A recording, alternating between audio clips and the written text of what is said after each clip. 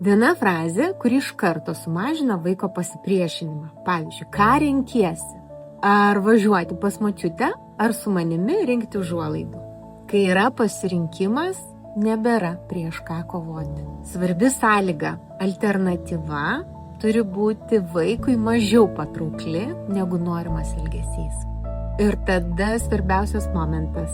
Pirmą kartą duodame 2 pasirinkimus, antrą kartą juos pakartojame ir pasakome, jei tu nepasirinksi, aš priimsiu sprendimą už tave. Ir trečią kartą veikiame. Vykdome vaiko pasirinkimą arba priemame sprendimą už jį, jeigu jisai pats nesirenka. Ir tada nebereikia rėkti, belieka ramiai laikyti susitarimo. Nori išmokti tai pritaikyti realiose situacijose?